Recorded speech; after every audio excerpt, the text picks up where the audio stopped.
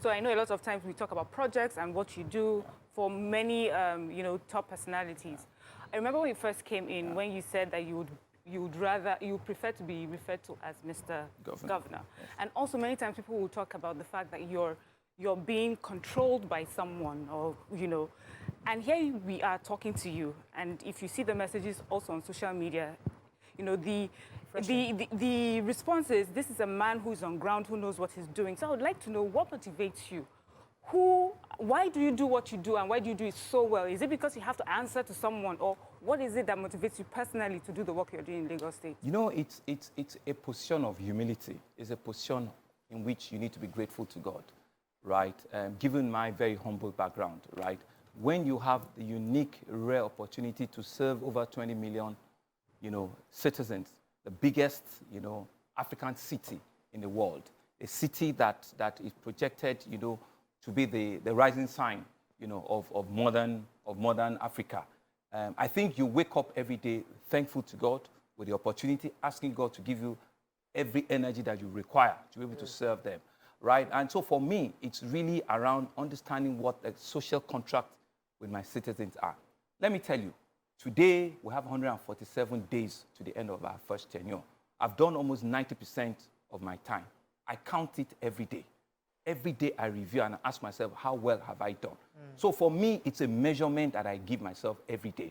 Out of 1,460 days, we've done about 1,300 and something. We've got about 147, 147. Yes. So with that level of measurement, I'm not waiting, to the end of it to say, what did I do? So I understand that you have a responsibility to your citizens. Right. You have a zeal, a will, a commitment, integrity to put on the table. And that's what gives me, I'll give you a simple example. There's some telephones that I see in the morning, I get scared to pick.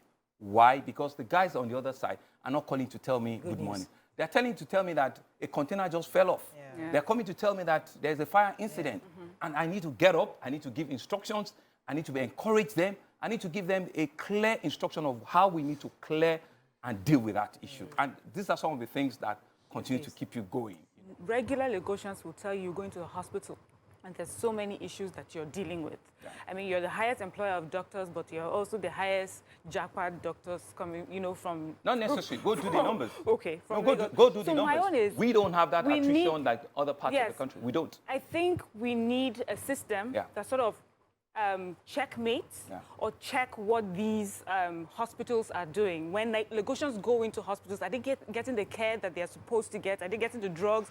Are there beds? Is there proper care for patients? Because you would have Lagosians tell you some really sad experiences. So Lagosians will say, people will say, but let's the fact also speak for itself, right?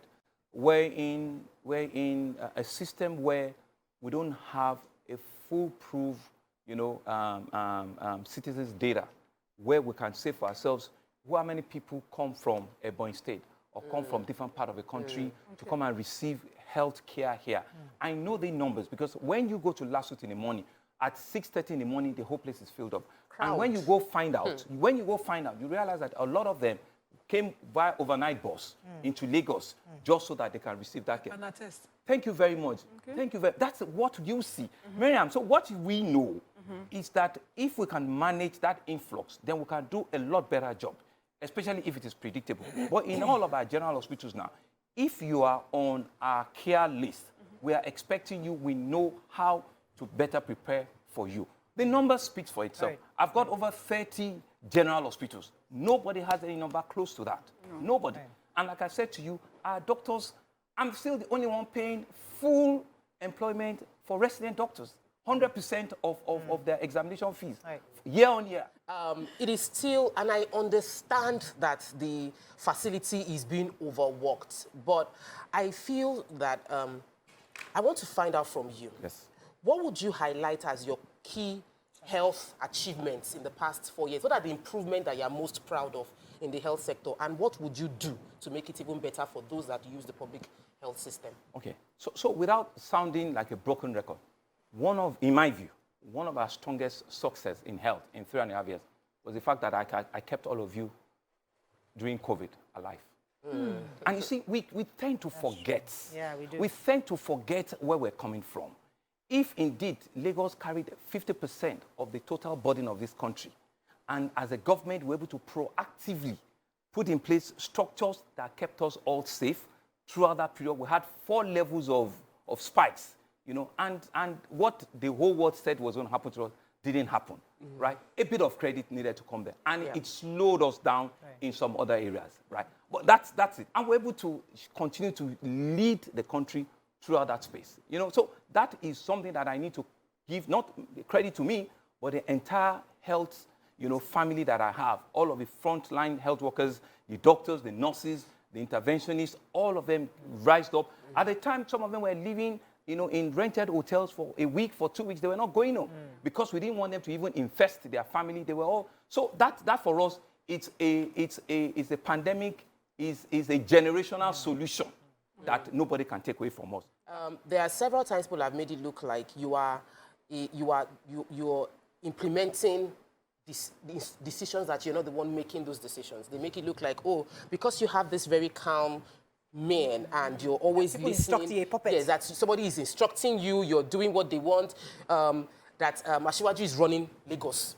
You know, we've heard that over and over So I again. can answer very simply, you know. One of the strongest points of a leader, right, is people to underrate you. It's people to think, Can I you know, right? I mean, that's, and you don't have to be in people's face to get it done. All you have to do is roll off your sleeves and get the job done. And check it. Integrity is what I live with. As a treasurer in a bank, my word is my bond. I give commitments and I keep to those commitments. I say I'll finish something in December. I will do everything to ensure that I finish it in December. You know, by the way, Asiwaju has moved on to Abuja for the past 6 years. For the past 6 years. He lives 85% of his time in Abuja. I've not spoken to him in a week. In a week. But it's a father, is a man that I respect personally, and I cannot take it away. So, you know, so people will look for things. But are we keeping our eyes on the ball? Yes. Are we doing the things Lagosians want us to do? Yes.